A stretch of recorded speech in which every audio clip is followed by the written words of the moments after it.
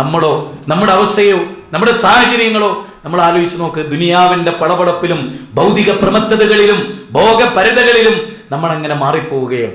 ഇസ്ലാമിന്റെ സഹിഷ്ണുതയോളം വലുപ്പമുള്ള ഒരു സഹിഷ്ണുത ലോകത്ത് വേറെയില്ല. നിങ്ങൾ നോക്ക്, പന്നിയിറച്ചി ഹറാമാണ് ഇസ്ലാമിന്. സുഹൃത്തുക്കളെ, ഖുർആൻ കൊണ്ട് ഹറാമാണ്. പക്ഷെ ഇന്ന് വരെ പന്നിയിറച്ചി തിന്നുന്നൊരു ക്രിസ്ത്യാനിനെ മുസ്ലിം വെട്ടിക്കൊന്നിട്ടുണ്ടോ? പത്രത്തിലെ ഏതെങ്കിലും ഒരു കോളത്തിൽ പന്നിയിറച്ചി തിന്നൊരു ക്രിസ്ത്യാനിനെ അതിന്റെ പേരിൽ നമ്മൾ വെട്ടിക്കൊന്നിട്ടുണ്ടോ? നമ്മുടെ ഇന്ത്യയിൽ ഇപ്പം നടക്കണ എന്താ? ആടിനെ കൊണ്ടുപോകുമ്പോൾ പോലും സംഘപരിവാരങ്ങൾക്ക് തോന്നുകയാണ് അത് പശുവാണ്. സത്യം, ഞാൻ വെറുതെ നിങ്ങൾ ചിരിക്കാൻ വേണ്ടി പറയല്ല. കാണുന്ന ഏത് മൃഗവും പശുവാണെന്ന് തോന്നുക ഇന്ത്യയിൽ. സത്യം. കാരണം ഇപ്പൊ എന്താ ചെയ്യുന്നത് അറിയോ? കൊന്നതിന് ശേഷം തിന്നത് പശുവാണോ കാളയാണോ എന്ന് ചർച്ച ചെയ്യാം. എന്നിട്ടോ അടിച്ച് കൊന്ന മനുഷ്യൻ പശുവിറച്ചിയല്ല തിന്നതെന്നാണ് ഇന്നോളുള്ള റിപ്പോർട്ട്. കൊന്നോലെ പറ്റി മുഴുവനും ഒരു പശുവിറച്ചിയല്ല തിന്നത്. അപ്പൊ ഇന്ത്യയിൽ ഇപ്പൊ എന്താ വെച്ചാൽ കൊല്ലപ്പെട്ടതിന് ശേഷം നോക്കുക എന്തിനാ കൊന്നതെന്ന്. ഞാൻ വെറുതെ പറയല്ല. കാളയാണോ പോത്താണോ കൊണ്ടുവരണമെന്ന് പോലും കാണുന്നില്ല. കാരണം എന്താ അറിയോ? ഈ പശുപ്രിയ പ്രേമത്തിന്റെ പിന്നിൽ ഏത് ജീവജാലത്തെയും നോക്കിക്കാണുമുണ്ടാകുന്ന ഒരു മഹാ അബദ്ധമാണ്, മഹാ അപകടമാണ്. ആ അപകടം നമ്മുടെ രാജ്യത്തുണ്ട്. അവിടെ ഇസ്ലാം അന്തസ്സായി തല ഉയർത്തി നിൽക്കുന്നു, അല്ലേ? നബി സല്ലല്ലാഹു അലൈഹി വസല്ലമക്ക് ആടിനോടും ഒട്ടകത്തിനോടൊക്കെ ഭയങ്കര ഇഷ്ടമായിരുന്നു. അബൂ അയ്യൂബ് അൻസാരിയുടെ വീട്ടിലാണെന്നാണ് ഞാൻ മനസ്സിലാക്കുന്നത്. അദ്ദേഹം ഒരു ആടിനെ പിടിച്ച് റസൂൽ ചോദിക്കുന്നുണ്ട്, ഇത് കറവുള്ള ആടാണോ ഗർഭിണിയായ ആടാണോ? എന്നാ പറ്റില്ല എന്നുള്ള അർത്ഥത്തിൽ. അങ്ങനെ നബിക്ക് ആടിനോട് മൂസാ നബി അലൈഹി സ്വലാമിനോട് പടച്ചോൻ ചോദിക്കും, അമ്മാ തിൽക ബിയമീനിക യാ മൂസ. ഇതാ മൂസ വലത്തെ കയ്യിൽ അത് വടിയാണ്, ആടിനെ ഇല വെച്ച് കൊടുക്കാനാ. ആ ആടിനെ വെച്ചിട്ടാണ് ഒരു പ്രവാചകന്റെ മകളെ കല്യാണം വരെ കഴിച്ചിട്ടുള്ളത്. അപ്പൊ ആടുമായി പ്രവാചകന്മാർക്ക് വലിയ ബന്ധമുണ്ട്. പക്ഷെ ഏതെങ്കിലും ഒരു ആടിനെ ജൂതൻ അറുത്തുന്നിട്ടുണ്ടോ? ഓൻ അറക്കാൻ പോണ ഇസ്ലാം വലിയ കാര്യമാണ്. നിങ്ങൾ ചെറിയ കാര്യമായിട്ട് കണ്ട വലിയ കാര്യമാണ്. ഇസ്ലാമിനെ സംബന്ധിച്ചിടത്തോളം ശിർക്കും കുഫറും വലിയ എതിർപ്പുണ്ട് ഇസ്ലാമില്. പക്ഷെ അതൊക്കെ വെച്ചു പുലർത്തുന്നവരോടുള്ള മുസ്ലിങ്ങളുടെ സമീപനം എന്താണ് എന്നത് വളരെ ഗൗരവമായി നമ്മൾ ചർച്ച ചെയ്യേണ്ട ഒരു ലോകത്താണ് നമ്മൾ ജീവിക്കുന്നത്. പിന്നെ പ്രവാചക തിരുമേനി സല്ലല്ലാഹു അലൈഹി വസല്ലമയെ കുറിച്ച് ഇപ്പം ഉണ്ടായിട്ടുള്ള ഏറ്റവും വലിയ ആരോപണങ്ങളിൽ ഒന്ന് പ്രവാചകൻ സ്ത്രീലമ്പടനാണ് എന്നതാണ്. അതിൽ നമ്മൾ ചിന്തിക്കേണ്ടതെന്ന് വെച്ചാൽ ഈ സമകാലികരായ ആളുകൾ, അപ്പം മഹാത്മാഗാന്ധിയെ കുറിച്ച് അദ്ദേഹം എഴുതിയ പുസ്തകത്തിൽ മഹാത്മാഗാന്ധിയെ ഉദ്ധരിക്കുന്നത് ഇനി അതിനേക്കാൾ വലിയൊരു ഉദാഹരണം ഇല്ലാത്തത് കൊണ്ടാണ്. ഇന്ത്യയിൽ മഹാത്മാഗാന്ധിയെ സംബന്ധിച്ചിടത്തോളം അദ്ദേഹം 13 വയസ്സുള്ള ഒരു പെണ്ണിനെ കല്യാണം കഴിച്ചു, കസ്തൂർബായെ കല്യാണം കഴിച്ചു. ആ കല്യാണത്തിന് ശേഷം അദ്ദേഹം മറ്റൊരു സ്ത്രീയെ പ്രേമിച്ചു. അദ്ദേഹം തന്നെ പറയാണ്, അദ്ദേഹത്തിന്റെ ജീവിതത്തിൽ അദ്ദേഹം തന്നെ പറയാണ്, അദ്ദേഹം തുറന്ന് പറയാണ്, ഞാൻ മറ്റൊരു പെണ്ണിനെ പ്രേമിച്ചു, അതിന്റെ പേരിൽ എൻ്റെ ഭാര്യയുടെ 13 വയസ്സിലെ കല്യാണം കഴിച്ച പെണ്ണിന്റെ അമ്മ എന്നെ ശകാരിച്ചു എന്ന് മഹാത്മാഗാന്ധി എഴുതുകയാണ് നേർക്ക് നേരെ. ഇത് മഹാത്മാഗാന്ധിയുടെ ഒരു വശം, നമ്മൾ അറിയാത്ത ഒരു വശം. ബർട്രൻഡ് റസ്സൽ, ലോകം കണ്ട ഏറ്റവും പ്രഗത്ഭനായ എഴുത്തുകാരിലാണ് ബർട്രൻഡ് റസ്സൽ. അദ്ദേഹത്തിന്റെ ശിഷ്യനായിരുന്നു പിന്നെ എലിയറ്റ്. ഈ എലിയറ്റിന്റെ ഭാര്യയായിരുന്നു വിവിഎം ഐവുഡ്. ഏറ്റവും ലോകത്തിലൊരു സുന്ദരിയായിരുന്നു ആ പെണ്ണ്. ആ പെണ്ണിനെ കല്യാണം കഴിച്ച് ശിഷ്യൻ കൊണ്ടുവന്നിട്ട് ഒരു ദിവസം പോലും ശിഷ്യന്റെ മണിയറയിലേക്കല്ല ആ പെണ്ണ് വന്നത്, ഗുരുനാഥനായ ബർട്രൻഡ് റസ്സലിന്റെ മണിയറയിലേക്കാണ്. 3 വർഷമാണ് ശിഷ്യന്റെ ഭാര്യയുമായി ബർട്രൻഡ് റസ്സൽ ശരീരം പങ്കുവെക്കുന്നത്. എന്നിട്ട് വേശ്യാതെരുവിലേക്ക് ആ പെണ്ണിനെ തള്ളിയിട്ട് അവിടെ കിടന്ന് മരിക്കുകയാണ് ചെയ്യുന്നത്. ലോകം ഇന്നും അറിയാത്ത, ഇപ്പൊ നമുക്കറിയാം വിക്ടർ ഹ്യൂഗോ, ലോകം കണ്ട ഏറ്റവും വലിയ ജീവകാരുണ്യ പ്രവർത്തനത്തിന്റെ പാപങ്ങളുടെ സംരക്ഷകൻ എന്നൊക്കെ ലോകം അറിയപ്പെട്ടെ. സ്ത്രീ അദ്ദേഹത്തിന്റെ വീക്ക്നെസ് ആയിരുന്നു ലോകത്ത്. സുഹൃത്തുക്കളെ, കാർൽ മാർക്സ് 2 കല്യാണം കഴിച്ചു, പരാജയമായിരുന്നു, മുഴുകുടിയനായിരുന്നു അദ്ദേഹം. ഞാൻ പറയുന്നത് ഇതൊന്നും ആരെയും വേദനിപ്പിക്കാനല്ല. ലോകത്ത് നിങ്ങൾ നോക്കൂ, പിന്നെ ഏറ്റവും വലിയ ശാസ്ത്രകാരനാണ് ആൽബർട്ട് ഐൻസ്റ്റീൻ, 2 കല്യാണം കഴിച്ചു, പരാജയമായിരുന്നു. ലിയോ ടോൾസ്റ്റോയ്, അദ്ദേഹത്തിന്റെ ദാമ്പത്യ ജീവിതം പരാജയമായിരുന്നു. അബ്രഹാം ലിങ്കൺ, അദ്ദേഹത്തിന്റെ ദാമ്പത്യ ജീവിതം പരാജയമായിരുന്നു. ലോകം കണ്ട ഏറ്റവും നല്ല ഭരണാധികാരിയായിരുന്നു ഒരാളായിരുന്നു അബ്രഹാം ലിങ്കൺ. അബ്രഹാം ലിങ്കന്റെ അദ്ദേഹം പ്രസിഡന്റായിരുന്ന കാലത്ത്, അമേരിക്കൻ പ്രസിഡന്റായിരുന്ന കാലത്ത് ലോകരാജ്യങ്ങളുടെ പ്രതിനിധികൾ ഇരിക്കുന്ന സദസ്സിൽ വെച്ചാണ് ചുട്ടുപൊള്ളിയ ചായച്ചെമ്പ് കൊണ്ടുവന്നിട്ട് അബ്രഹാം ലിങ്കന്റെ തലയിൽ ഭാര്യ വയ്ക്കുന്നത്. ഇതൊന്നും ലോകം കേൾക്കാത്ത ചരിത്രം, ഇതൊക്കെ കൃത്യമായി രേഖപ്പെടുത്തിയ ചരിത്രങ്ങളാണ്. കമ്മ്യൂണിസ്റ്റ് നായകന്മാരെ കുറിച്ച് അലക്സാണ്ടർ ബെക്കന്റെ കൃതികളിൽ അത് രേഖപ്പെടുത്തിയിട്ടുണ്ട്. ഞാൻ പറയുന്നത് മഹാന്മാരെന്ന് നമ്മൾ വിചാരിക്കുന്നവരൊന്നും ദാമ്പത്യ ജീവിതത്തിൽ വിജയിച്ചവരല്ല. പക്ഷേ റസൂലുള്ളാഹി സ്വല്ലല്ലാഹു അലൈഹി വസല്ലം 40 കൊല്ലം മക്കയിൽ ജീവിച്ചിട്ട് ഒരു ഒളിക്കണ്ണിട്ട് ഒരു പെണ്ണിനെ നോക്കിയിട്ട് അങ്ങനെ ഒരു കംപ്ലൈന്റ് ആ രാജ്യത്ത് ഉണ്ടായിട്ടേ ഇല്ല. നമ്മുടെ ജീവിതത്തിൽ ചിന്തിക്കേണ്ടത് നബി സല്ലല്ലാഹു അലൈഹി വസല്ലം ഒരു പെണ്ണിന്റെ നേരെ ഒളിക്കണ്ണിട്ട് നോക്കിയിട്ട് ഉണ്ടായിട്ടില്ല. മാത്രമല്ല ഏറ്റവും സുന്ദരിയെ കല്യാണം കഴിച്ചു തരാം എന്ന് പറഞ്ഞപ്പോഴും നബി സല്ലല്ലാഹു അലൈഹി വസല്ലം അത് നിരസിക്കുകയുണ്ടായത്. നബി കല്യാണം കഴിച്ച ഖദീജ ബീവിയുടെ പ്രായത്തെക്കുറിച്ചുള്ള അഭിപ്രായ ഭിന്നത ഉണ്ടെങ്കിലും വിധവയായിരുന്നു അവർ. 2 ആൾ കല്യാണം കഴിച്ചു, പിന്നെ വിധവയായി, 4 മക്കളുണ്ടായിരുന്നവർക്ക് നോക്കേണ്ടത് നമ്മളൊക്കെ കേട്ടതാണ്. അങ്ങനെയുള്ള ഒരു സ്ത്രീയാണ് പ്രവാചക തിരുമേനി ആദ്യമായിട്ട് കല്യാണം കഴിക്കുന്നത്. പ്രവാചക തിരുമേനിയുടെ വിവാഹത്തിന് മറ്റു ചില ലക്ഷ്യങ്ങളുണ്ടായിരുന്നു സുഹൃത്തുക്കളെ. 63 അല്ലെങ്കിൽ 66 വയസ്സൊക്കെ ഉണ്ടായിരുന്ന സൗദാ ബീവി നബി സല്ലല്ലാഹു അലൈഹി വസല്ലം ജീവിതത്തിലേക്ക് പിന്നീട് കടന്നു വന്നു. 9 വയസ്സ് ഉണ്ടായിരുന്ന 6ാമത്തെ വയസ്സിൽ നബി സല്ലല്ലാഹു അലൈഹി വസല്ലം 9ാമത്തെ വയസ്സിൽ കൂട്ടിക്കൊണ്ടുവന്നു. ആയിഷ ബീവിയുടെ ചരിത്രം, പിന്നീട് നബിയുടെ മരണത്തിന് ശേഷം 48 കൊല്ലം ജീവിച്ച ഒന്നുമില്ല വിധവകളായിരുന്നു എല്ലാവരും, ഒരാളൊഴികെ ആയിഷ ബീവി റളിയല്ലാഹു തആല അൻഹയെ, ബാക്കി എല്ലാവരും വിധവകളായിരുന്നു. നബി സല്ലല്ലാഹു അലൈഹി വസല്ലമയെ അങ്ങനെ ചിത്രീകരിക്കുകയും നബിയുടെ അനുയായികളെ അങ്ങനെ ചിത്രീകരിക്കുകയൊക്കെ ചെയ്ത ആളുകൾ. നിങ്ങൾക്കറിയാം മാതൃഭൂമിയിൽ എഴുതിയ ലേഖനം. അപ്പം നമുക്കും അതേ വിമർശനങ്ങൾ അതുപോലെ പറയാം. 16,008 ഭാര്യമാരുള്ള ഒരു പുരുഷൻ എന്ന് പറഞ്ഞാൽ എന്തൊരു അത്ഭുതമായിരിക്കും ശ്രീകൃഷ്ണനെ കുറിച്ച്. അതിൽ 8നോട് 1 ചേർന്നതേ നബീന്റെ കൂടെ ഒരേ സമയത്ത് ഉണ്ടായിട്ടുള്ളൂ. ബാക്കി 16,000 മറ്റോന്റെ കൂടെയാണ്, കൃഷ്ണന്റെ കൂടെ. നമ്മൾ അതുപോലെ തിരിച്ചു വിമർശിക്കുന്നില്ലല്ലോ. നമ്മളെ സംബന്ധിച്ച് നമ്മളത് പറയാറില്ല, നമ്മളാളുകളോട് അത് പറയാറില്ല. പക്ഷെ അത്തരം ആളുകൾ പ്രതികരിക്കുന്ന പത്രത്തിൽ ആ ജാതി എഴുതിവിടുകയാണ്. നമ്മളെ സംബന്ധിച്ചിടത്തോളം അള്ളാഹുവിന്റെ റസൂലിന്റെ വിവാഹങ്ങൾ ചരിത്രത്തിൽ രേഖപ്പെടുത്തപ്പെട്ടതാണ്. നബി സല്ലല്ലാഹു അലൈഹി വസല്ലമയുടെ വ്യക്തിത്വം ചരിത്രത്തിൽ രേഖപ്പെടുത്തപ്പെട്ടതാണ്. മാത്രമല്ല, അന്നത്തെ ആ കാലഘട്ടത്തിലെ ക്രിസ്തീയ ഭരണകൂടത്തിലുണ്ടായിരുന്ന ആളുകൾ, അന്നത്തെ രാജാക്കന്മാരൊക്കെ, ഇപ്പൊ നബി സല്ലല്ലാഹു അലൈഹി വസല്ലമയെ കുറിച്ച് അബൂ സുഫിയാനോട് ചോദിക്കുന്ന ചോദ്യത്തിൽ അബൂ സുഫിയാൻ പറയുന്ന മറുപടി ഉണ്ടല്ലോ, ആള് കള്ളം പറയുന്ന ആളാണോ? അപ്പൊ അല്ല, കള്ളം പറയുന്ന ആളല്ല എന്ന് പറയുന്നതിന് ആ രാജാവിന്റെ ഒരു വിവരണമുണ്ടല്ലോ. എന്താ അത്? അള്ളാഹുവിന്റെ സ്വന്തം ജീവിതത്തിൽ കള്ളം പറയാത്ത ഒരാള് അള്ളാഹുവിന്റെ കാര്യത്തിൽ ഒരിക്കലും കളവ് പറയില്ല, ഒരിക്കലും കളവ് പറയില്ല. അപ്പൊ നബിയുടെ വിശുദ്ധമായ ഒരു തലം എല്ലാ കാര്യത്തിലും. നബി സല്ലല്ലാഹു അലൈഹി വസല്ലമയുടെ സമൂഹത്തിൽ നബി ജീവിച്ച ജീവിതം, നബി സല്ലല്ലാഹു അലൈഹി വസല്ലമ ആ നാട്ടിൽ ജീവിച്ചത്, സ്ത്രീകളുടെ ഒരു കംപ്ലൈന്റും നബി സല്ലല്ലാഹു അലൈഹി വസല്ലമയെ കുറിച്ച് നമ്മളെ സംബന്ധിച്ചിടത്തോളം അതിനുശേഷം വന്ന ചരിത്രകാരന്മാരും മറ്റുള്ളവരും നബി സല്ലല്ലാഹു അലൈഹി വസല്ലമയെ കുറിച്ച് പലതും അത് അവരെ സംബന്ധിച്ചിടത്തോളം ആവശ്യമാണ്, അവരുടെ നിലനിൽപ്പിന് ആധാരമാണ്. അവിടെ നമ്മളെ സംബന്ധിച്ച് നമുക്കറിയാം, മുമ്പ് നബിയെ വിമർശിച്ചു, കൈവെട്ട് കേസുണ്ടായി, പല പ്രശ്നങ്ങളുണ്ടായി.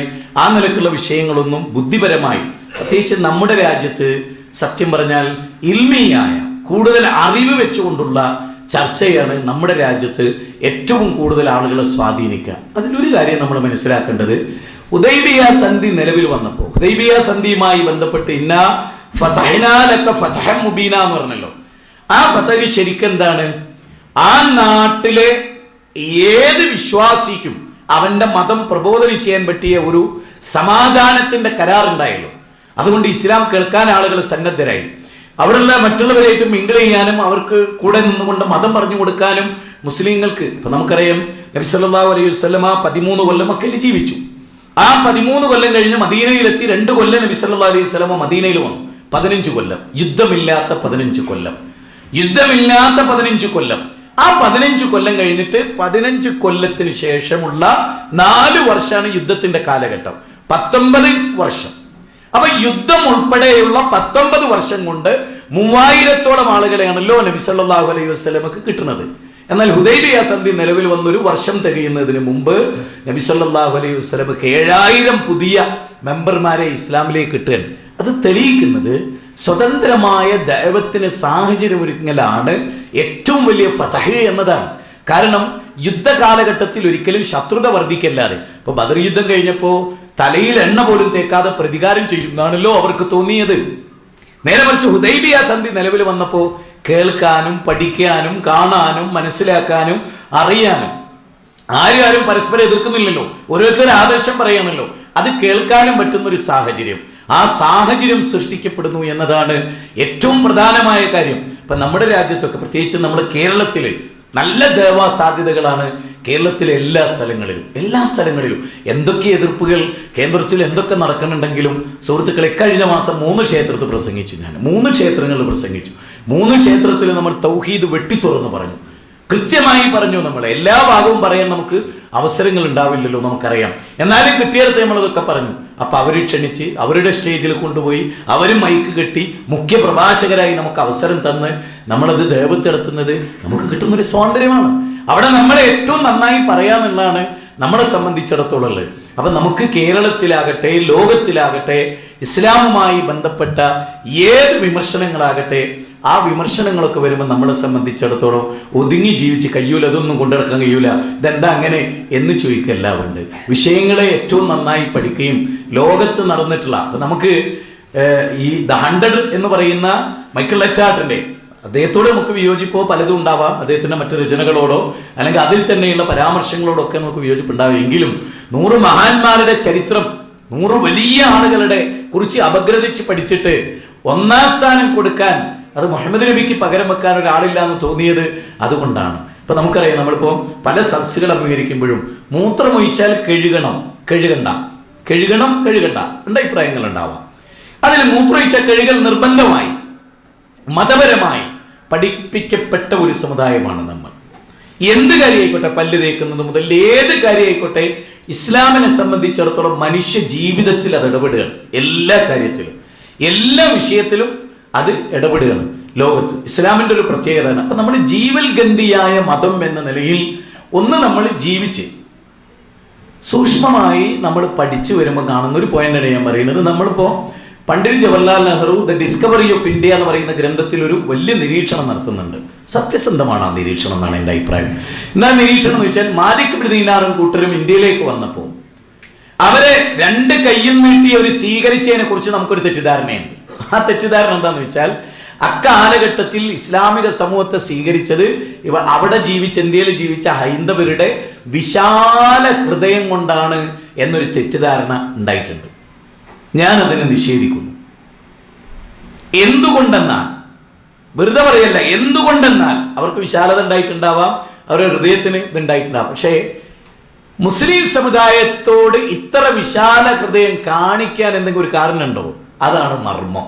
അതെന്തായിരുന്നു? പണ്ഡിറ്റ് ജവഹർലാൽ നെഹ്റു പറയുന്നുണ്ട്. പണ്ഡിറ്റ് ജവഹർലാൽ നെഹ്റു ഇന്ത്യയുടെ പ്രഥമ പ്രധാനമന്ത്രിയാണ്. പണ്ഡിറ്റ് ജവഹർലാൽ നെഹ്റു പറയുന്നത് അത് മുസ്ലിങ്ങളുടെ ക്വാളിറ്റി ആയിരുന്നു. അതായത് ആ നാട്ടിലെ ഹൈന്ദവർ ഇങ്ങനെ ചിന്തിച്ചു, ഈ ജനതയ്ക്ക് എൻ്റെ മോളെ കെട്ടിച്ചു കൊടുത്തില്ല, പിന്നെ ഞാൻ ആർക്കാ കെട്ടിച്ചു കൊടുക്കുക?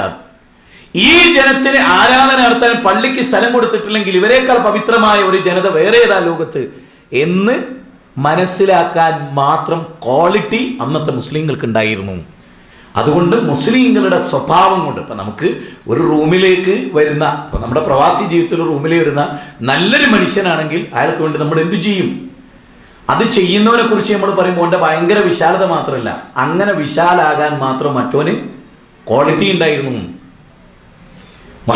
മുസ്ലിങ്ങൾ ഇന്ത്യയിൽ വരുമ്പോൾ മുസ്ലിങ്ങൾ അതിന് യോഗ്യരായിരുന്നു. ആ യോഗ്യരായ ആളുകളെ സ്വീകരിച്ചില്ലെങ്കിൽ ഞങ്ങൾ ആരെ സ്വീകരിക്കും എന്ന മനസ്സിലായിരുന്നു അവര്. നെഹ്റു പറയുന്നത് വാപടന്നു പോയി എന്നാ ഹൈന്ദവര്. ജാതീയതയില്ലാത്ത, വിഭാഗീയതയില്ലാത്ത, വർഗീയതയില്ലാത്ത ഇസ്ലാമിനെ കണ്ടവർ അത്ഭുതപ്പെട്ടു. ഇസ്ലാമിന്റെ ഫ്രാക്ടർ കുമാരനാശാന്റെ വരികൾ തന്നെ എന്താ അറിയോ? അല്ല ഇവൻ എന്നൊരു പുലയനല്ലേ, അല്ലാ മതം നാളെ സ്വീകരിച്ചാൽ ഇല്ല ഉച്ചനീചത്വമൊട്ടും ഇല്ലത്തും പോയിടാം ജ്ഞാനപ്പെണ്ണ്. അദ്ദേഹം പറയുന്നുണ്ട്, അതായത് അല്ല ഇവൻ എന്നൊരു പുലയനല്ലേ, ഇവൻ എന്നൊരു പുലയനാണല്ലോ, നാളെ അല്ലാ മതം സ്വീകരിച്ചാൽ. കുമാരനാശാൻ സൂക്ഷിച്ചുപയോഗിച്ചൊരു പദമാണ്. എന്താ? അള്ളാന്റെ മതം. ഇന്ന ദീന ഇൻദല്ലാഹിൽ ഇസ്ലാം, അള്ളാന്റെ അടുത്ത് സ്വീകാര്യമായ മതം. അപ്പൊ അള്ളാന്റെ മതം സ്വീകരിച്ചാൽ പിന്നെ പറയനില്ല, പൊലയനില്ല, ചണ്ടാടനില്ല, ഒന്നുമില്ല.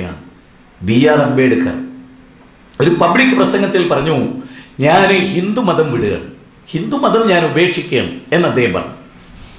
ഏത് മതം സ്വീകരിക്കുന്ന അദ്ദേഹം പറഞ്ഞില്ല. അപ്പം അദ്ദേഹത്തിൻ്റെ അനുയായികൾ അദ്ദേഹത്തിൻ്റെ വീട്ടിൽ ചെന്നിട്ട് അദ്ദേഹത്തിന് സ്വസ്ഥത കൊടുത്തില്ല. നിങ്ങൾ ഹിന്ദു മതം വിടുമെന്ന് പറയണ്ടല്ലോ, പിന്നെ ഏത് മതമാണ് നിങ്ങൾ സ്വീകരിക്കണം കുത്തി ചോദിച്ചിട്ടും അദ്ദേഹം പറഞ്ഞില്ല. എന്നിട്ട് അദ്ദേഹത്തോട് പിന്നെ അവർ ചോദിച്ചത്, ശരി നിങ്ങൾ പറയണ്ട, ഞങ്ങൾ ഏത് മതം സ്വീകരിക്കണം? അപ്പം അദ്ദേഹം അവരോട് പറഞ്ഞത്രേ, നിങ്ങൾ ഇസ്ലാം സ്വീകരിച്ചോളൂ. എന്നാൽ പിന്നീട് ചരിത്രം നമ്മൾ കാണുന്നത് BR അംബേദ്കർ എന്തുകൊണ്ട് ഇസ്ലാം സ്വീകരിച്ചില്ല എന്നുള്ള ചോദ്യത്തിന് ഒരുപാട് കാലം ഇങ്ങനെ അന്വേഷിച്ച് നടന്ന് നമ്മൾ പഠിച്ചാൽ നമുക്ക് കിട്ടുക എന്താണെന്ന് വെച്ചാൽ, അന്നത്തെ സംഘപരിവാരങ്ങൾ BR അംബേദ്കറിനോട് പറഞ്ഞു, നിങ്ങളെങ്ങാനും ഇസ്ലാം സ്വീകരിച്ചാൽ ഞങ്ങൾ ദലിതരെ കൊന്നൊടുക്കും.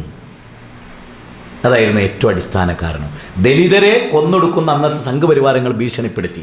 നിങ്ങൾ ഇസ്ലാം സ്വീകരിച്ചാൽ ആ സമൂഹം മൊത്തത്തിൽ ഇസ്ലാമാവും, അത് ഇന്ത്യ രാജ്യത്തെ ഇല്ലാതാക്കും. അതുകൊണ്ട് നിങ്ങൾ ഇസ്ലാം സ്വീകരിച്ചാൽ ദലിതരെ ഞങ്ങൾ കൊന്നൊടുക്കുന്ന ഇന്നത്തെ പശുപ്രേമികൾ അന്ന് ഭീഷണിപ്പെടുത്തി. അതായിരുന്നു കാരണം. അതുകൊണ്ട് അദ്ദേഹം ജൈനമതം സ്വീകരിച്ചു. ഇതൊക്കെ ചരിത്രത്തിലുള്ളതാ, ഇതൊക്കെ ചരിത്രത്തിലുള്ളതാണ്. ശരിക്കും നമ്മൾ ഞാൻ പറഞ്ഞല്ലോ, ദാർശനികമായി സടകുടഞ്ഞ് എഴുന്നേക്കേണ്ട ഒരു കാലഘട്ടത്തിലാണ് ഇന്ത്യയിലെ നമ്മുടെ അവസ്ഥ. അപ്പൊ നമുക്കിവിടെ മലയാളികളാണ് അഭിമുഖീകരിക്കാനുള്ളത്, കേരളക്കാരെയാണ് അഭിമുഖീകരിക്കാനുള്ളത്. ഇപ്പൊ നമ്മുടെ ഈ ബൗണ്ടറിയിലൊന്നും നമുക്ക് മക്കയുടെ ഹറമിന്റെ അതിന്റെ അപ്പുറത്താണല്ലോ, അവിടെ മുസ്ലിം ഓൺലി, അല്ലെ മുസ്ലിങ്ങൾക്ക് മാത്രമാണ് ഇവിടെ ഇങ്ങോട്ട്. അതല്ലാത്ത എത്ര ആളുകൾ, ഇനി മുസ്ലിം ആയ ആളുകൾ, നമ്മുടെ ഈ ഹറമുകളിലൊക്കെ വരുന്ന ആളുകൾ, അതിൽ ഏറ്റവും സങ്കടം എനിക്ക് തോന്നിയിട്ടുള്ള ഇന്നലെ മെനയാന്നൊക്കെ സുഹൃത്തുക്കളെ, മക്കത്തായാലും മദീനത്തായാലും ആളുകൾ ഫുള്ളായിട്ട് ഇബാദത്തിലൊന്നല്ല, ആളുകൾ ഫുള്ള് ക്യാമറയിൽ പകർത്തിക്കൊണ്ടിരിക്കുകയാണ് മുഴുവൻ.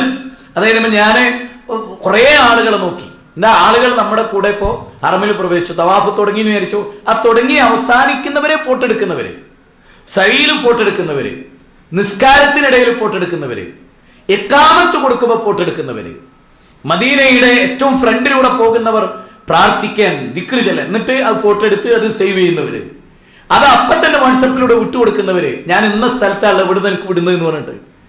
അപ്പൊ എന്തിനാണ് ആളുകൾ ഇത് മുസ്ലിം ഉമ്മത്ത്, ആ ഉമ്മത്തിനോടുള്ള കടപ്പാടാണ് നിങ്ങൾക്ക് ഏറ്റവും കൂടുതലുള്ളത്. ഈ നാട്ടിൽ ഞാനിവിടെ ജീവിക്കുന്ന ദായിമാരോടും പഠിക്കുന്നവരോടും ഞാൻ പറയുന്നത്, സജീവമായ ദൈവത്തിന് അഷ്റഫ് ഇവിടെയുണ്ട്, യാസുർ ഹംസ സാഹിബ് ഇവിടെയുണ്ട്, അവരുടെ ഒക്കെ അറിവും കഴിവും നിങ്ങൾക്ക് ശരിക്കും ഉപയോഗിക്കുകയും അതനുസരിച്ച് ഓരോ സ്ഥലത്തും മാറി നിന്നിട്ട് ഒരു മലയാളിയെ പരിചയപ്പെട്ടിട്ട് അയാളുടെ വിശ്വാസത്തിലെ വികലതയെ മാറ്റിക്കൊടുക്കാൻ സാധിച്ചാൽ സുഹൃത്തുക്കളെ, അത് എത്ര വലിയ കാര്യമാണ്. സത്യത്തിൽ ഓടി ആളുകൾ മുസ്ലിം നബിയുടെ ഫ്രണ്ടിൽ വരുന്നതിന് എന്തിനാ അവർ വരുന്നത്? അവരുടെ വിശ്വാസത്തിലെ ന്യൂനതയാലുള്ള വരവാത്. ആ വരവ് കണ്ടാറിയാം അവരുടെ വിശ്വാസത്തിലെ ന്യൂനതയും ഒരു ശിർക്കിന്റെ ചിന്തയുമായിട്ടാണ് പലരും അവിടെ വരുന്നത്. ശിർക്കിന്റെ ചിന്തയുമായി അവിടെ അല്ലാഹുവിന്റെ റസൂലിനോട് നേരിട്ട് പ്രാർത്ഥിക്കുന്നവർ, പല വിദേത്തുകളും ചെയ്യുന്നവർ, പലതും ചെയ്യുന്നവർ, ഒരു നാളെ നരകത്തിലേക്കുള്ള നുവല്ലിഹി മാതവല്ല വനുസ്ലിഹി ജഹന്നം വസഅത് മസീറ. അതാണ് അവരുടെ അവസ്ഥ. അവരെ കുറിച്ച് ഓർക്കുമ്പോൾ വേദനിക്കണം നമ്മൾ. കാരണം ഈ സാഹചര്യങ്ങളൊക്കെ കിട്ടി, ഇവിടൊക്കെ വരാൻ അവസരമുണ്ടായി. നല്ലത് പഠിക്കുകയല്ല, നല്ലത് കേൾക്കുകയല്ല, നല്ലത് ഉൾക്കൊള്ളല്ല, തൗഹീദിന്റെ എല്ലാ വശങ്ങളും പഠിക്കുകയല്ല, ശിർക്ക് ചെയ്യാൻ മനുഷ്യൻ എന്തൊരു ആർത്തിയാണ്. നിങ്ങൾ ആലോചിച്ച് നോക്ക്, എന്തൊരു ആർത്തിയാണ് മനുഷ്യർക്ക് ശിർക്കും കുഫറും ഇല്ലാത്തതും ചെയ്യാൻ, ഇബാദത്തുകൾ ചെയ്യാതിരിക്കാൻ, ഇനി ചെയ്യുന്ന ഇബാദത്തിന് യാതൊരു ചിട്ടയും ഇല്ലാതിരിക്കാൻ.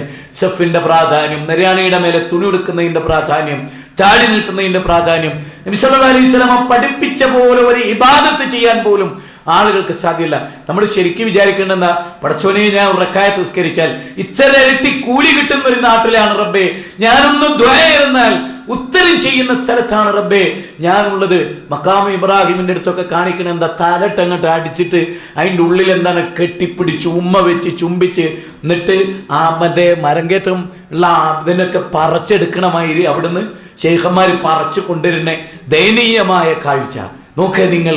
മുസ്ലിമായിട്ടും തൗഹീദിന്റെ ആളുകളാകേണ്ടവർ എന്തൊരു ദുര്യോഗമാണ്. നമ്മളൊന്ന് ആലോചിച്ച് നോക്ക്. അവിടെ ഈ അവസരം കിട്ടിയിട്ട് പടച്ചോനെ എത്ര, എനിക്കറിയാം അവിടെ നിന്നിട്ട് എൻ്റെ മനസ്സിൽ തോന്നിയൊരു തോന്നലാണ്, അല്ലാഹുവേ എത്ര പ്രവാചകന്മാരുടെ പ്രാർത്ഥനകൾക്ക് നീ ഉത്തരം നൽകിയിട്ടുണ്ട്.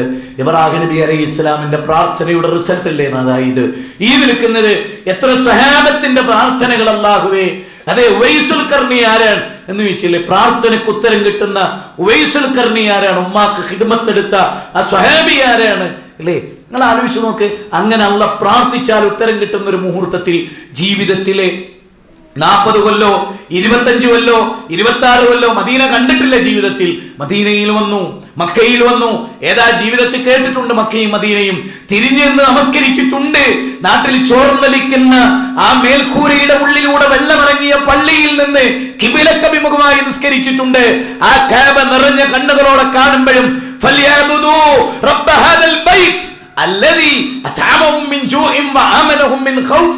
ആ പരിശുദ്ധ കഅബയെ കണ്ടിട്ട് അവിടുന്ന് പ്രാർത്ഥിച്ചുത്തരം നേടിയ സഹാബത്തിന്റെ വഴിത്താരകൾ മറന്ന് പടച്ചവനെ വൈദാ സഅലക ഇബാദി അന്നി ഫഇന്നി ഖരീബുൻ ഉജീബു ദഅവത ദാഇ ഇദാ ദഅാനി എന്ന് പറഞ്ഞ നിങ്ങൾ പ്രാർത്ഥിച്ചിട്ടില്ലെങ്കിൽ അല്ല നിങ്ങളെ പരിഗണിക്കുമോ എന്നല്ലേ സൂറത്ത് ഫുർഖാന്റെ അവസാന വചനം. പ്രാർത്ഥിച്ചാൽ അല്ല പരിഗണിക്കും. കണ്ണുനീര് വാർത്ത് കൈകൾ ഉയർത്തി തപിക്കുന്ന ഹൃദയവുമായി പടച്ചോനോട് എന്തൊക്കെ ചോദിക്കേണ്ട ധന്യമായ നിമിഷങ്ങൾ സുഹൃത്തുക്കളെ, അതങ്ങട്ട് കളഞ്ഞു കുളിച്ചിട്ട് അതൊക്കെ പായായിട്ട്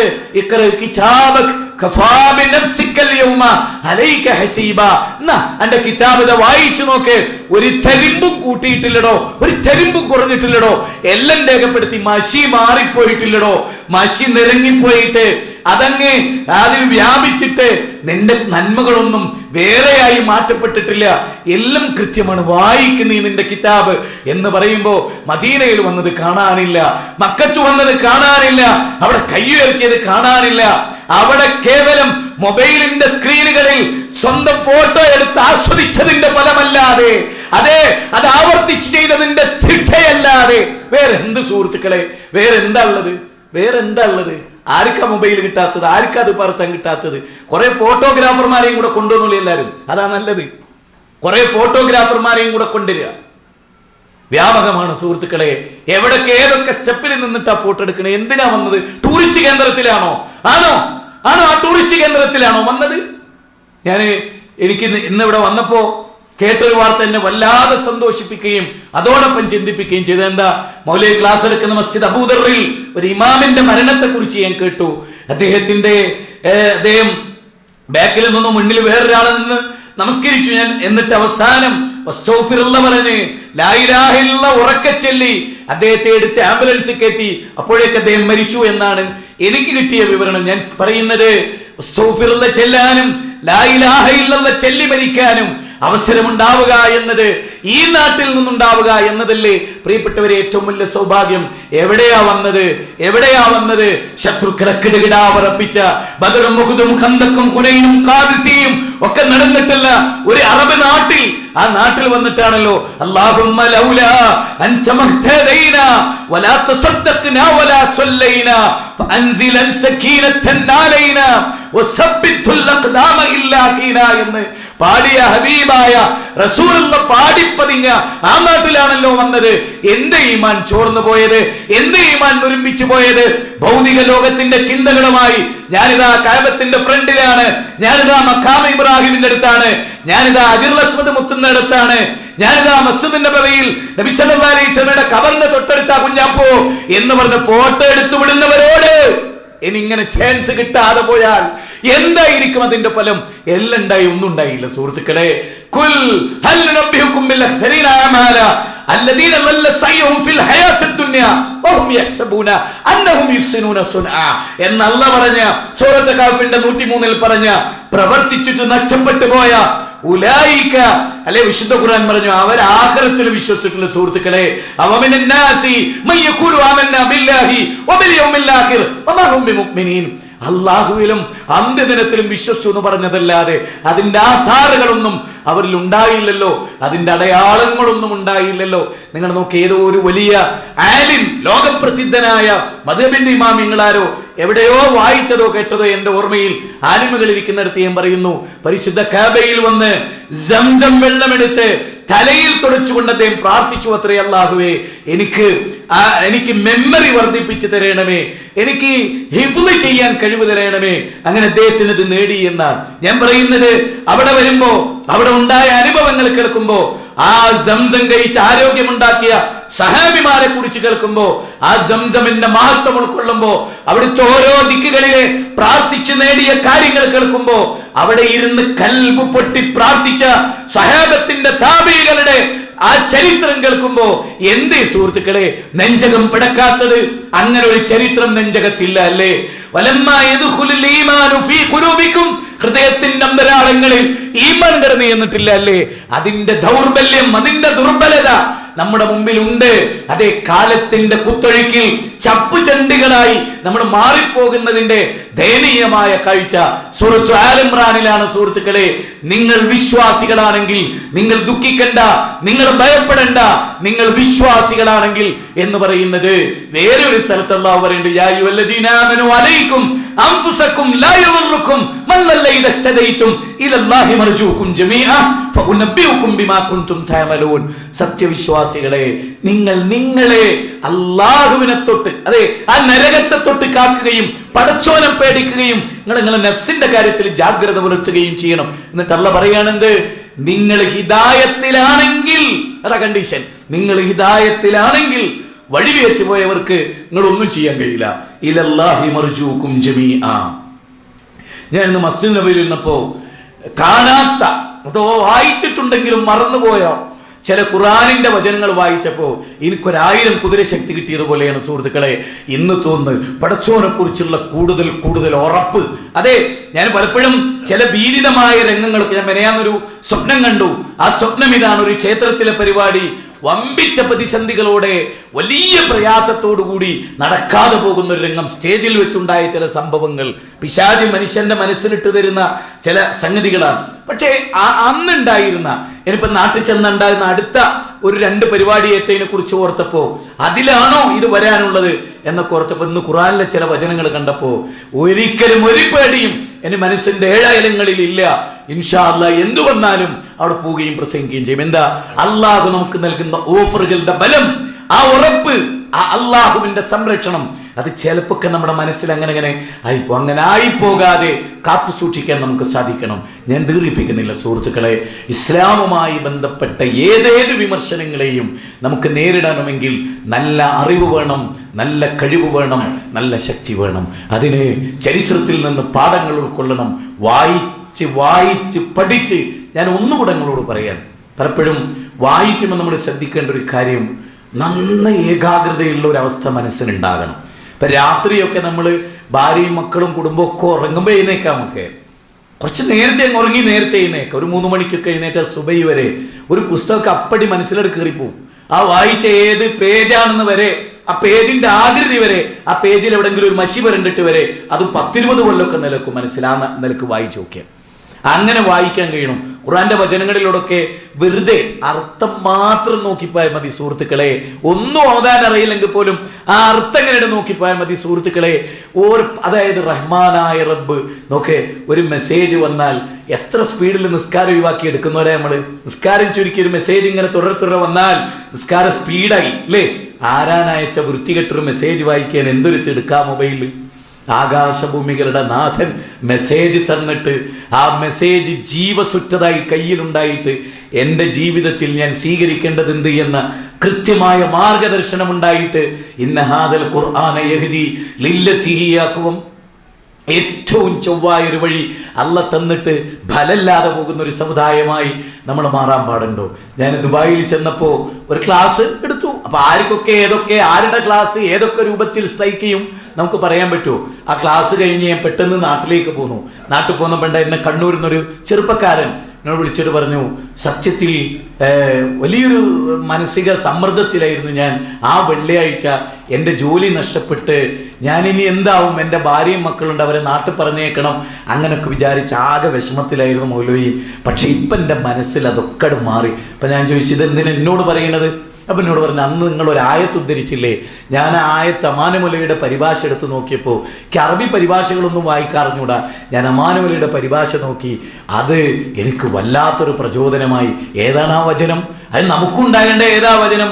വമാ മിൻ ദാബത്തിൻ ഫിൽ അർളി ഇല്ലാ അലല്ലാഹി റിസ്ഖുഹാ വയഅലമു മുസ്തഖറഹ. ആ ഖുർആനിക വചനം സൂറത്ത് ഹൂദിലെ 6-ാമത്തെ വചനം. ആ വചനം എന്താ പറയണേ?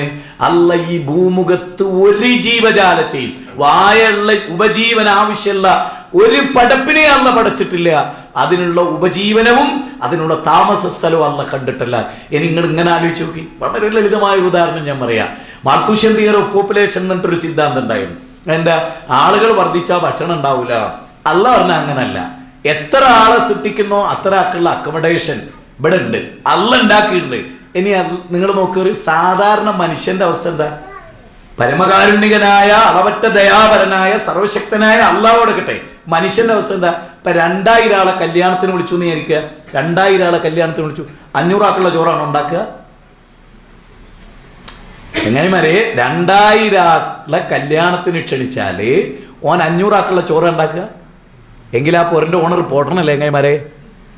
അല്ല ലക്ഷക്കണക്കിന് മനുഷ്യന്മാരെ സൃഷ്ടിച്ചിട്ട് 100 ആക്കുള്ള ഭക്ഷണം ഉണ്ടത് പടച്ചോൻ. ഞാൻ ഈ ചോദ്യം ചോദിച്ചേ. അല്ലാഹു മാത്രമല്ല, കടലിൽ എത്ര ജീവജാലങ്ങൾക്ക് ഭക്ഷണം കൊടുക്കുന്നുണ്ട് പടച്ചോൻ? നമ്മൾ കാണാത്തത്ര ജീവങ്ങൾക്ക് ഭക്ഷണം കൊടുക്കുന്നുണ്ട്. ഇനി നിങ്ങൾ വേറൊരു കാര്യം കൂടെ ആലോചിക്കണം.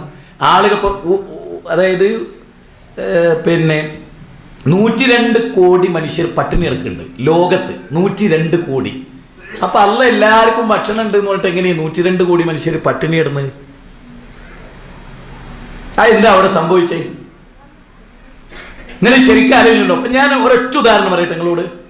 ഇപ്പൊ നമ്മൾ ചോറ് തിന്നുന്ന സമയത്ത് 1 മണി വറ്റില്ലേ? 1 മണി വറ്റ്, അത് 1 മണിയാണ് ഞാൻ തിന്നപ്പോ പോയത്. നിങ്ങൾ വിചാരിച്ചോളി, 715 കോടി മനുഷ്യരിൽ നിന്ന് 1 മണി അരി പോയ എത്ര കിണ്ടൽ ചോറായി? നിങ്ങൾ ശരിക്കും നല്ലോണം ആലോചിച്ചോളൂ. ഞാൻ പറയുന്നത് നിങ്ങൾ ശരിക്കും കേട്ടോളി. 750 കോടി മനുഷ്യരിൽ ഓരോരുത്തരും 1 മണി അരി ഉപേക്ഷിച്ചാൽ 750 കോടി അരിമണി എത്ര ചാക്ക് ചോറുണ്ടാവും? എത്ര ചാക്ക് ചോറുണ്ടാവും? നിലത്ത് വീണ അത് കഴുകി തിന്നണം എന്ന് പറഞ്ഞ ഇസ്ലാമിന്റെ തത്വം എന്താ? നിങ്ങൾ ഇനി വേറൊരു കാര്യം കൂടെ പറഞ്ഞുതരാം. ഈ കൈ ഊമ്പി വൃത്തിയാക്കാതെ 10 മണി അരിയൊക്കെ ഒരാളെ കയ്യിലുണ്ടാവും. ചിലപ്പോൾ 20-25 ഉണ്ടാവും. അങ്ങനെ 300 പേര് ഒരു ഹോട്ടലിൽ കയ്യകി എങ്ങനെ ഉണ്ടാവും? എത്ര ചോറുണ്ടാവും? സുഹൃത്തുക്കളെ, ആര് പറഞ്ഞു ഇവിടെ ഭക്ഷണം ഇല്ല എന്ന്? ആര് പറഞ്ഞു? ഞാൻ പറയുന്നത് നിങ്ങൾ പൊരുൾ മനസ്സിലായി നിങ്ങൾക്ക്? 1 മണി അരി 715 കോടി മനുഷ്യർ, 715 കോടി മനുഷ്യരിൽ ഒരാൾ 1 മണി അരി ഉപേക്ഷിച്ചാൽ എത്ര കിണ്ടൽ, എത്ര കണ്ടെയ്നർ ചോറാണ് ഇവിടെ ടോയ്ലറ്റിലേക്കും കൈ കഴിയുന്നിടത്തേക്ക് ഉപേക്ഷിക്കപ്പെട്ടത്? പടച്ചോന് തെറ്റിയോ? പടച്ചോന് തെറ്റിയിട്ടില്ല. പടപ്പുകളുടെ ചെയ്തികൾ, പടപ്പുകളുടെ ദുരന്തങ്ങൾ, ഉപേക്ഷിക്കപ്പെടുന്ന ഭക്ഷണങ്ങൾ മറുപടി പറയേണ്ടി വരും എന്നൊരു സംശയമൊന്നുമില്ല. അതുകൊണ്ട് ഞാൻ പറഞ്ഞു വരുന്നത്, ജീവിതത്തിൽ ഉടനീളം അള്ളാന്റെ ദീനിനോടൊരു കൂറും തോറ്റു കൊടുക്കാത്ത പ്രകൃതവും റബീബിൻ ആമിർലാനും ജാഫർ ബിൻ അബീ താലിബിനൊക്കെ കിട്ടിയ ശക്തി ഉണ്ടല്ലോ. ക്രിസ്ത്യാനി രാജാവിന്റെ മുമ്പിൽ മറിയം ബീവിയെ കുറിച്ച് മോശമായി ഇവരുടെ വിശ്വാസം എന്ന് പറഞ്ഞപ്പോ നെഞ്ചൂക്കോട് കൂടി മീറ്റിംഗ് കൂടി വഅംറുഹും ശൂറാ ബൈനഹും എന്ന തത്വത്തിൽ കൂടി ആലോചിച്ച് ജാഫർ ബിൻ അബീ താലിബ് സംസാരിക്കും, വേറെ ആരും മിണ്ടൂല എന്ന് പറഞ്ഞ മുഹൂർത്തങ്ങളൊക്കെ ഓർത്തിട്ടുണ്ടല്ലോ. അവിടെ പിന്നെ മഹാസ്വാഭിമാരി ചിലരെ വറവച്ചട്ടിയിലിടുന്നു പറഞ്ഞപ്പോ കരഞ്ഞല്ലോ. ഹുദൈഫ റളിയല്ലാഹു അൻഹു എന്റെ ഓർമ്മയിലില്ല. എന്താ കരഞ്ഞത്? അപ്പൊ ചോദിച്ചു, എന്തിനാ കരയണേന്ന് ചോദിച്ചു. ഒന്നുമില്ല, പേടിച്ചിട്ടാണോ? നല്ല വറവച്ചട്ടിയിലിട്ട് ഒറ്റ ട്രിപ്പ് കത്തി ചാമ്പലായി പോവുകയല്ലോ എന്ന് വിചാരിച്ചിട്ട് എന്റെ ശരീരത്തിലെ എത്ര രോമകുമുണ്ടോ അത്ര തവണ എന്നെ വറവച്ചട്ടിയിലിട്ടാലും അതിനോളം വലിയ കൂലിയില്ല എന്ന് വിശ്വസിക്കുന്നവരാ ഞങ്ങള്. അതാ റബി നിങ്ങൾക്കറിയാം, ഖാലിദ് വലീദിനോട് റുസ്തം മടങ്ങിപ്പോകാൻ പറഞ്ഞല്ലോ. സർവായുധ വിഭൂഷികളായ ശക്തി സിദ്ധികളെ കൊണ്ട് സമ്പന്നമാണ് ഖാലിദ്, എന്റെ പട്ടാളം മടങ്ങിപ്പോണെന്ന് പറഞ്ഞു. മഹാനായ ഖാലിദ് റളിയല്ലാഹു അത് തിരിച്ചയച്ചിട്ട് പറഞ്ഞു, റുസ്തം, നീ വിചാരിക്കുന്ന പോലെയുള്ള ഒരു സൈന്യത്തെയുമായി അല്ല ഞാൻ വന്നത്. ജീവിതത്തെ എപ്രകാരം ഇഷ്ടപ്പെടുന്നുവോ അപ്രകാരം മരണത്തെ ഇഷ്ടപ്പെടുന്ന ഒരു ജനപദത്തെയുമായാണ് ഞാൻ ഇങ്ങോട്ട് കയറി വന്നത്. അവരുടെ മുമ്പിൽ ചൂളിപ്പോയവരാ എല്ലാവരും, ആ ധീരയോദ്ധാക്കന്മാരുടെ മുമ്പിൽ. അതുകൊണ്ടാ സൂറത്ത് അൻഫാല് പറഞ്ഞത്, ഈമാനുള്ളവർ 20 പേരുണ്ടെങ്കിൽ 200 പേരെ, ഈമാനുള്ളവർ 200 ഉണ്ടെങ്കിൽ 1000-ങ്ങളെ നിങ്ങൾക്ക് അതിജയിക്കാമെന്ന് അല്ല പറഞ്ഞ്. ആ ഈമാൻ എവിടോ ചോർന്നു പോയിട്ടുണ്ട്, ഉറപ്പാണ്. ധൈര്യം ചോർന്നു പോയത് അതുകൊണ്ടാണ്. അല്ലാഹുവിലുള്ള തവക്കുൽ, അങ്ങേറ്റത്തെ തവക്കുൽ അതുണ്ടെങ്കിൽ പിന്നെ പേടിയില്ല, പിന്നെ ഭയപ്പാടില്ല, ഒറ്റ ആളെ പേടിയുണ്ടാവും. അതാ സൂറത്ത് ആൽ ഇംറാനിലെ 175 പറഞ്ഞത്, നിങ്ങൾ എന്നെ ഭയപ്പെട്ടോളി, നിങ്ങൾ അവരെ പേടിക്കണ്ട. ഇൻ കുൻതും മുഅ്മിനീൻ, നിങ്ങൾ മുഅ്മിനുകളാണെങ്കിൽ. അതാ, നിങ്ങൾ മുഅ്മിനുകളാണോ എങ്കിൽ നിങ്ങൾ എന്നെ ഭയപ്പെട്ടോളി, നിങ്ങൾ വേറൊരാളെ ഭയപ്പെടണ്ട. അങ്ങനെ ചെന്ന് നോക്കിയാലേ ലോകത്ത് പേടിക്കാൻ ഒന്നുമില്ല. എപ്പോഴത്തേയും പോവാ, എപ്പോഴത്തേയും ചെല്ലാം, ആരുടെ മുമ്പിലും തത്വം പറയാ, ഒരു പേടിയും വേണ്ട. ഇതാണ് എനിക്ക് നിങ്ങളോട് ഇന്ന് ഈ മദീനയിലെ ക്ലാസ്സിൽ എനിക്ക് പറയാനുള്ളത്. ഞാനിവിടെ അവസാനിപ്പിക്കുന്നു. നിങ്ങൾ നമ്മുടെ നാട്ടിൽ അനവധി പ്രവർത്തനങ്ങളും പ്രബോധനങ്ങളും നടക്കുന്നുണ്ട്. നമ്മുടെ പണ്ഡിതന്മാരുടെ വലിയ കൂട്ടായ്മകൾ നടക്കുന്നുണ്ട്. നമ്മൾ ജനങ്ങളിടയിലേക്ക് ഇറങ്ങി ചെല്ലുമ്പോൾ എല്ലാ വിവാദങ്ങളും ലോകത്ത് നിലനിൽക്കുമ്പോഴും അള്ളാഹുവിൻ്റെ ദീൻ ഇവിടെയുണ്ട്. ആ ദീന് ജനങ്ങളോട് പറയുമ്പോൾ അള്ളാഹു വലിയ പിന്തുണ നൽകും. ആ പിന്തുണ അള്ളാഹുവിൻ്റെ അനുഗ്രഹത്താൽ എല്ലാ സദസ്സിലും നമ്മൾ കാണുന്നുണ്ട്. ഒരിക്കലും ഇല്ലാത്ത ജനപിന്തുണ ഉണ്ടായിട്ടുണ്ട്. അത് അള്ളാഹു നമുക്ക് ചെയ്ത സേവനമാണ്. നമ്മൾ മക്കയിലേക്ക് റസൂലുള്ളാഹി വന്ന ഒട്ടകപ്പൂഞ്ഞയിലേക്ക് പിന്നെ താത്തി വെച്ച് വിനയാന്വിതനായി വന്നില്ലേ? ആ വിനയത്തോടു കൂടി നമ്മൾ മുന്നേറുക, നമ്മൾ കൂടുതൽ ജാഗ്രത പുലർത്തുക, കൂടുതൽ ശക്തി പ്രാപിക്കുക, എല്ലാ നന്മയിലും നമ്മൾ മുന്നേറുക. ഈ മസ്ജിദ് നബവിയുടെ സാമീപ്യവും അതിൻ്റെ തൊട്ടടുത്ത് നമ്മളുണ്ട് എന്നുള്ളതും ഈ കുറേ കാലം ഇവിടെ ഇങ്ങനെ കഴിയുമ്പോൾ മനസ്സിന്നതൊക്കെ ഇങ്ങനെ മാഞ്ഞു പോവും. ഇടയ്ക്കിടയ്ക്ക് വന്ന് പോകലായിരിക്കും ഹൈറ് എന്ന് പലപ്പോഴും എനിക്കൊക്കെ തോന്നിപ്പോയിട്ടുണ്ട്. ചിലപ്പോൾ എനിക്ക് തോന്നും ഇവിടെ ഇരുന്നിട്ട് മരിച്ചാൽ ഞാൻ എന്താണ്, ഇവിടെ വന്ന് പഠിച്ച് ഇവിടെ ഇരുന്ന് ഇവിടെ ഇബാദത്ത് ചെയ്ത് നേരത്തെ ഷാത്തിൽ മേലിൽ മരിച്ച ആ ഇമാമിനെ പോലൊക്കെ ഇവിടെ നിന്നിട്ട് മരിച്ചാൽ ഞാൻ എന്താണ്. അപ്പം നമുക്ക് തോന്നുന്നത് എന്തെന്നറിയോ അത് ഞാൻ കഴിഞ്ഞ ദിവസം ഇങ്ങനെ ഒരു ചോദ്യം മക്കത്തൊരു ആലിമിനെ കണ്ടപ്പോൾ അയാളോട് ചോദിക്കാൻ പറഞ്ഞൊരു ചോദ്യമാണെന്ത്, ഒരുപാട് രോഗികളെ മുന്നിൽ കിട്ടിയിട്ട് ഓലെ ചികിത്സിക്കാൻ അറിഞ്ഞൊരു ഡോക്ടർ ഓരെ വിട്ടിട്ട് വേറൊരു നാട്ടിൽ വന്ന് താമസിച്ച അയാളെക്കുറിച്ച് നിങ്ങളുടെ അഭിപ്രായം എന്താ? മൂപ്പർക്ക് മനസ്സിലായി കഴുത്ത് പിടിക്കാനുള്ളൊരു ചോദ്യമാണ് ആ ചോദിച്ചത്.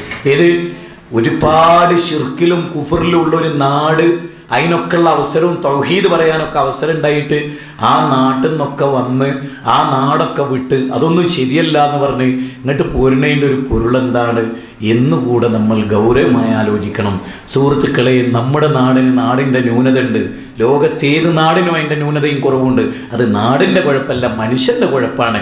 ആ ഹോട്ടൽ ശരിയല്ല എന്ന് പറഞ്ഞാൽ ആ ഹോട്ടലിലെ മാർബിൾ ശരിയല്ല എന്നല്ല, ആ ഹോട്ടലിലെ ടൈൽസ് ശരിയല്ല എന്നല്ല, ആ ഹോട്ടലിലെ ഭക്ഷണം ശരിയല്ല എന്ന് അതിൻ്റെ അർത്ഥം. ആ വീട്ടുകാർ ശരിയല്ല, വീട് ശരിയല്ല പറഞ്ഞാൽ ആ വീട്ടിൻ്റെ മാർബിളും ടൈലും ശരിയല്ല എന്നല്ല, ആ വീട്ടുകാർ ശരിയല്ല എന്ന്.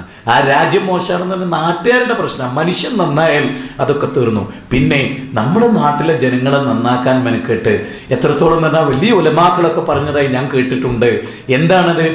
ഒരു നാട്ടിന് ദൈവത്ത് സാധിക്കുമെങ്കിൽ ആ നാട്ടിൽ പോകണം, ആ നാട്ടിൽ പോയിട്ടത് പറയണം, ആ നാട്ടിൽ പോയിട്ട് അത് ഉണ്ടാകണം. ഞാൻ ചെറിയ ഉദാഹരണം പറയണം, ഒരു ചെറിയ ഉദാഹരണം.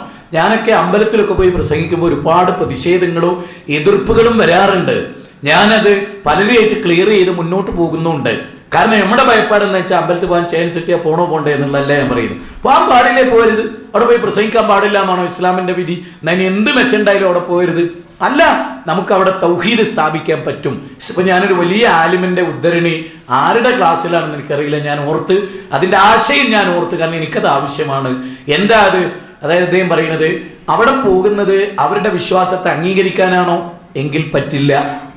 ഇനി അവിടെ പോകുകയും അവരുടെ ആചാരത്തിലൊക്കെ പങ്കുകൊണ്ട് അവരുടെ ആളായി പോകുന്ന പേടിയുണ്ടോ? എന്നാലും പോകാൻ പാടില്ല. ഇനി അവിടെ ചെന്നിട്ട് അവരുടെ വിശ്വാസം ശരിയല്ല, ഇസ്ലാമാണ് ശരിയെന്ന് പറയാനാണോ? എന്നാ പോക്ക് നിർബന്ധമാണ്, പോണം, അത് ഉപയോഗപ്പെടുത്തണം, അത് പറയണം, അതിന് കുഴപ്പമില്ല. ആ വാചകം എനിക്ക് വലിയ ആശ്വാസം നൽകി. അതുകൊണ്ട് തന്നെ നമ്മൾ അവിടെ ചെന്ന് ഒരൊറ്റ സംഭവം മാത്രമേ ഞാൻ പറയണം. ഒരുപാട് അനുഭവങ്ങളിൽ അങ്ങ് കരുനാഗപ്പള്ളി കോഴിക്കോട് എന്ന് പറഞ്ഞൊരു സ്ഥലമുണ്ട്. മാതാമൃതാനന്ദമയുടെ ആശ്രമത്തോട് ചേർന്ന് ഒരു ക്ഷേത്രമുണ്ട്, ചെറിയഴീക്കൽ ഭഗവതി ക്ഷേത്രം എന്ന് പറയുന്നൊരു ക്ഷേത്രം. ഇത് നിങ്ങൾക്ക് പറഞ്ഞു തരുന്നതെന്ന് വെച്ചാൽ നമ്മളിത് ഉൾക്കൊള്ളാൻ വേണ്ടിയാണ്. ആ ക്ഷേത്രത്തിൽ ചെന്നിട്ട് ബിംബാരാധന പാടില്ല എന്ന് ക്രിസ്തു മതത്തിലും പാടില്ല, ഹിന്ദു മതത്തിലും പാടില്ല, ഇസ്ലാം തീരെയും പാടില്ല. അങ്ങനെ ഞാൻ 2 പ്രബല മതങ്ങളുടെയും ഉദ്ധരണികൾ ഉദ്ധരിച്ചു. അവരുടെ പണ്ഡിതന്മാരുടെ ഉദ്ധരണികൾ പറഞ്ഞു, ബിംബത്തിനെതിരെ അവർ പറഞ്ഞതൊക്കെ പറഞ്ഞു. അതെല്ലാം പറഞ്ഞപ്പോൾ ഉണ്ടായ ഒരു അനുഭവം മാത്രമേ ഞാൻ പറയുന്നു. അത് പറഞ്ഞു, എൻ്റെ പ്രഭാഷണം കഴിഞ്ഞു, എല്ലാവരും കഴിഞ്ഞു, ഞാനൊരു മുഖ്യ പ്രഭാഷകൻ. അത് കഴിഞ്ഞ് ഇറങ്ങി എന്നെ വളരെ സന്തോഷത്തോടു കൂടി അവിടുത്തെ ഹൈന്ദവർ വളരെ സന്തോഷത്തോടു കൂടി അവരെന്നെ പറഞ്ഞയച്ചു. പക്ഷേ 10-18ഓളം വരുന്ന ചെറുപ്പക്കാർ ആ സ്വാമിജിയെ പറഞ്ഞയച്ചില്ല. സ്വാമിജിയെ അവിടെ പിടിച്ചു വെച്ചു. സ്വാമിജിയെ പിടിച്ചു വെച്ചിട്ട് അവർ ചോദിച്ച ചോദ്യം ഇതാണ്: ഹൈന്ദവ മതഗ്രന്ഥങ്ങളിൽ ബിംബാരാധന ഇല്ലെന്ന് തെളിവ് ഉദ്ധരിച്ച്, അധ്യായം ഉദ്ധരിച്ച്, വചനം ഉദ്ധരിച്ച് ഇസ്ലാമിനെ പ്രതികരിച്ച ആളിവിടെ അവതരിപ്പിച്ചു. സത്യം പറയണം സ്വാമിജി, ഹിന്ദു മതഗ്രന്ഥങ്ങളിൽ ബിംബാരാധന ഇല്ലേ, ഉണ്ടോ? അത് നിങ്ങൾ പറയണം. അങ്ങനെ സ്വാമിജിയെ അവർ പിടിച്ചു വെക്കുകയും നിരന്തരമായ ചർച്ചകൾ നടക്കുകയും അവസാനം സ്വാമിജി അവരോട് പറഞ്ഞു, ഇസ്ലാമിൻ്റെ പ്രതിനിധി പറഞ്ഞതാണ് സത്യം, വേദഗ്രന്ഥത്തിലൊരിടത്തും ബിംബാരാധന ഇല്ല. 2 ആൾ ഇസ്ലാം സ്വീകരിച്ചു. ആ ക്ഷേത്രത്തിലെ പൂജാരിയും ആ ക്ഷേത്രത്തിലെ കമ്മിറ്റിപ്പെട്ട പാലക്കാട് റെയിൽവേ ഉദ്യോഗസ്ഥനായിട്ടുള്ളൊരു ചെറുപ്പക്കാരൻ. ഞാൻ നിങ്ങളോട് ചോദിക്കുന്നത്, ഈ ബിംബാരാധന ഇല്ല എന്ന് പറഞ്ഞാൽ അവരെ വേദം ഉദ്ധരിച്ചിട്ട് അവർ രണ്ടുപേരും ഷഹാദത്ത് കലിമ ചൊല്ലി ഇസ്ലാം സ്വീകരിച്ചാൽ പോലെ ഇസ്ലാം സ്വീകരണോ അള്ളാഹ് സ്വീകരിക്കുമല്ലേ? ഞാൻ എന്നെ എതിർക്കുന്നവരോടും എനിക്കെതിരെ റദ്ദ് പറയുന്നവരോടും ഞാൻ ചോദിക്കുന്ന ഒരു ചോദ്യമായിട്ട് നിങ്ങൾ ഇത് മനസ്സിലാക്കും. ഞാൻ ചോദിച്ചിട്ടുണ്ട് ഇപ്പോൾ കഴിഞ്ഞ ദിവസം എന്നെ വിമർശിച്ചൊരുത്തനോട്, മോനെ സംഗതി ഇപ്പം എന്തായാലും ഞാൻ പ്രസംഗിച്ചിട്ട് കുറഞ്ഞ ആളുകൾ ഇസ്ലാം സ്വീകരിക്കുന്നുണ്ട്, ഓലെ ഇസ്ലാം സ്വീകരണം അള്ളാഹ് സ്വീകരിക്കുമല്ലേ? എന്നിട്ട് ഞാൻ അവരോട് ചോദ്യം ചോദിച്ചു, പലിശക്ക് വാങ്ങിയിട്ട് വീട് വെച്ചാൽ ആ വീട് സ്വീകാര്യമായ വീടാണോ അല്ലേ? ഹറാമപ്പെടുത്തൊരു വീട് സ്വീകാര്യമാണോ അല്ലേ? മറ്റ് വേദങ്ങൾ ഉദ്ധരിച്ച് പ്രസംഗിക്കൽ ശരിയല്ലെങ്കിൽ അത് ഉദ്ധരിച്ച് ഉദ്ധരണി കേട്ടൊരുത്തം ഇസ്ലാം സ്വീകരിച്ച ഓൻ്റെ സ്വീകരണം അള്ളാഹ് സ്വീകരിക്കുമോ? ആ ഫോണും വെച്ച് പിന്നെ പോയിട്ട് പിന്നെ എന്നെ വിളിച്ചിട്ടില്ല ജീവിതത്തിൽ. ഞാൻ പറയുന്നത് നിങ്ങളോട്, എത്രയോ മനുഷ്യന്മാർ, സുഹൃത്തുക്കളെ, എത്രയോ മനുഷ്യന്മാർ. ഞാൻ ഒരു ഉദാഹരണം പറഞ്ഞ് ഞാൻ അവസാനിപ്പിക്കട്ടെ. ഈ സൂറത്ത് മായിദയിലെ 115, 116, 117 വചനം, അതായത് ഈസാ നബി അള്ളാഹ് വിചാരണ ചെയ്യുന്ന രംഗം, താങ്കളും താങ്കളുടെ മാതാവിനെയും വിളിച്ചു പ്രാർത്ഥിക്കാൻ നീ ആണോ അവരോട് പറഞ്ഞതെന്ന് ചോദിക്കുന്ന രംഗം, അവിടെ ഈസാ നബി അലൈഹിസ്സലാം മറുപടി പറയുന്ന രംഗം. ഇത് ഞാനൊരു കത്തോലിക്ക സഭയിലെ ഫാമിലിക്ക് വായിച്ചു കൊടുത്തു. ഈസാ നബി നിങ്ങളെ തള്ളിക്കളയും, ഈസാ നബി അലൈഹിസ്സലാം ഒരു കാരണവശാലും നിങ്ങളുടെ ഈ വിശ്വാസത്തെ അംഗീകരിക്കൂല, പരലോകത്ത് നിങ്ങൾ കഷ്ടപ്പെടും, നിങ്ങൾ തള്ളപ്പെടും, നിങ്ങൾ ആട്ടി ഓടിക്കപ്പെടും എന്ന് ഖുർആൻ പറയുന്നുണ്ട് എന്ന് പറഞ്ഞു. അത് പറഞ്ഞപ്പോൾ അവരിങ്ങനെ സ്തംഭിച്ചു നിന്നു. ഒരു 10-15 മിനിറ്റ് കഴിഞ്ഞപ്പോൾ അവരെന്നോട് ചോദിച്ചു, അതിപ്പോൾ ഖുർആനിലല്ലേ, ബൈബിളിൽ അങ്ങനെ ഒന്നും ഇല്ലല്ലോ പറഞ്ഞു. അപ്പം ഞാൻ പറഞ്ഞു, എന്നാലേ ഇതേ കാര്യം ബൈബിളിലും ഉണ്ട് പറഞ്ഞു. മത്തായിയുടെ സുവിശേഷത്തിൽ 21, 22, 23 ഇതേ കാര്യം ഉണ്ട് പറഞ്ഞു. എന്നിട്ട് അതോട് വായിച്ചു കൊടുത്ത്, സത്യം നിങ്ങൾ സാക്ഷി, അതോട് വായിച്ചു കൊടുത്തിട്ട് അന്ന് 12:30 അവരെന്നെ വിളിക്കുകയാണ്, എനിക്ക് ഷഹാദത്ത് കലിമ ചൊല്ലിത്തരണം എന്നിട്ട് അവർ വിളിക്കുകയാണ്. എന്താ വാചകം? ഈസാ നബി പരലോകത്ത് ക്രിസ്ത്യാനികളെ തള്ളിക്കളയുന്ന ബൈബിളിലെ പച്ച മലയാളത്തിലെ വാചകം. അത് ഖുർആനും പറയുന്നുണ്ട്. ഖുർആൻ പറഞ്ഞപ്പോൾ അവർ പറഞ്ഞു, ഖുർആൻ നിങ്ങളുടെ ഗ്രന്ഥമല്ലേ, നമ്മുടെ ഗ്രന്ഥമല്ലല്ലോ. ബൈബിൾ അവർ വായിക്കുന്ന, അവർ സത്യവേദ പുസ്തകം എന്ന് പറഞ്ഞെടുത്ത് ഈസാ നബി ദുഷ്ടജനങ്ങളെ മാറിപ്പോ, എനിക്ക് നിങ്ങളുമായി ഒരു ബന്ധവുമില്ല എന്ന് പറയുന്ന മത്തായിയുടെ സുവിശേഷത്തിൽ കർത്താവേ കർത്താവേ എന്ന് എന്നെ വിളിച്ച് അത്ഭുതം കാണിച്ച നിങ്ങളോട് അന്ന് ആ ന്യായവിധി നാളിൽ ഞാൻ പറയും, ദുഷ്ടജനങ്ങളെ നിങ്ങൾ എന്നെ വിട്ട് മാറിപ്പോ എന്ന് ഞാൻ പറയും എന്ന വാചകം വായിച്ചപ്പോ പിന്നെ അവർക്ക് കാത്തിരിക്കാൻ സമയം ഉണ്ടായില്ല. അവർ ഇസ്ലാം സ്വീകരിച്ചു. ഇന്നവർ ഇസ്ലാമിക സമൂഹത്തിലെ മെമ്പറായി ജീവിക്കുന്നു. ഞാൻ പറയുന്നത് നമ്മുടെ ഉത്തരവാദിത്വം വളരെ വലുതാണ് എന്ന് സൂചിപ്പിക്കാനാണ് ഞാൻ പറയുന്നത്. ഇസ്ലാമിൻ്റെ മഹത്വം പറയാൻ, ഇസ്ലാമാണ് അള്ളാഹിൻ്റെ മതം എന്ന് സ്ഥാപിക്കാൻ, ഇസ്ലാം പറയുന്നതാണ് ശരിയെന്ന് സ്ഥാപിക്കാൻ ചില സാഹചര്യങ്ങളിൽ പഠിച്ച് മനസ്സിലാക്കുന്നവർക്ക് അങ്ങനെ ചില വേദങ്ങൾ ഉദ്ധരിക്കേണ്ടി വന്നാൽ അതിൻ്റെ ഇസ്ലാമികമായ വശം അത് ഗൗരവമായി പഠിക്കുകയും നമ്മുടെ നാട്ടിലെ എല്ലാ ജനപദങ്ങൾക്കും അല്ല നമ്മളോട് എത്ര ആളെ ഇസ്ലാമാക്കി എന്ന് ചോദിക്കൂല കേട്ടോ, ഉറപ്പ്. എത്ര ആളെ ഇസ്ലാമാക്കി എന്ന് ഒരിക്കലും ചോദിക്കൂല. പക്ഷേ എത്ര ആൾക്ക് ഇസ്ലാം എത്തിച്ചു കൊടുത്തു എന്നുള്ള കാര്യത്തിൽ പടച്ചോൻ്റെ മുമ്പിൽ നമ്മൾ മറുപടി പറയേണ്ടി വരും. നമ്മളെ സംബന്ധിച്ചിടത്തോളം നമ്മുടെ മറുപടി എന്താ? കാലു മായതിറച്ചെന്നില്ല ആരംഭിക്കും, പടച്ചോൻ്റെ അടുത്ത് ഉതിർ പറയാൻ. അള്ളാഹ് ഞങ്ങളുടെ ദൗത്യം നിർവഹിച്ചിരുന്നു പടച്ചോനെ എന്ന് അള്ളാഹിനോട് പറയാൻ. അങ്ങനെ നല്ല സന്തോഷത്തോടുകൂടി നിറഞ്ഞ സൗഭാഗ്യത്തോടുകൂടി അള്ളാഹ് തൃപ്തിപ്പെട്ട നല്ല മനുഷ്യരായിട്ട് മരിക്കാൻ അള്ളാഹു നമുക്ക് തൗഫീക്ക് ചെയ്യുമാറാകട്ടെ. എല്ലാവിധ ചിന്മകളിൽ നിന്നും അള്ളാഹു നമ്മെ കാത്തുരക്ഷിക്കുമാറാകട്ടെ. നാളെ മഹ്ശറയിൽ എരിപൊരു കൊള്ളുന്ന വെയിലത്ത് അർശിൻ്റെ തണൽ നൽകി അള്ളാഹു നമ്മെ അനുഗ്രഹിക്കുമാറാകട്ടെ. സത്യത്തിന് വേണ്ടി ജീവിച്ച് മരിക്കാൻ അള്ളാഹു തൗഫീക്ക് ചെയ്യുമാറാകട്ടെ. നമ്മളിൽ നിന്ന് ഈമാനോടുകൂടി മരിച്ചുപോയ ആളുകൾക്ക് അള്ളാഹു മഅ്ഫിറത്തും റഹ്മത്തും നൽകി അനുഗ്രഹിക്കുമാറാകട്ടെ. സത്യത്തിന് വേണ്ടി ജീവിച്ച് സത്യത്തിന് വേണ്ടി പോരാടി വേണ്ടി വന്നാൽ സത്യത്തിനു വേണ്ടി രക്തസാക്ഷിയാകേണ്ടി വരുമ്പോൾ അതും നല്ല മനസ്സോടുകൂടി സ്വീകരിക്കാൻ അള്ളാഹു തൗഫീക്ക് ചെയ്യുമാറാകട്ടെ. റബ്ബനാ തഖബ്ബൽ മിന്നാ ഇന്നക അൻത സമീഉൽ അലീം വതുബ് അലൈനാ ഇന്നക അൻത തവ്വാബുർ റഹീം. റബ്ബനാ ഇഗ്ഫിർ ലനാ വലിഇഖ്വാനിനാ الذين سبقونا بالإيمان ولا تجعل في قلوبنا غلا للذين آمنوا ربنا إنك رؤوف رحيم. ربنا آتنا في الدنيا حسنة وفي الآخرة حسنة وقنا عذاب النار. آمين برحمتك يا أرحم الراحمين. السلام عليكم ورحمة الله وبركاته.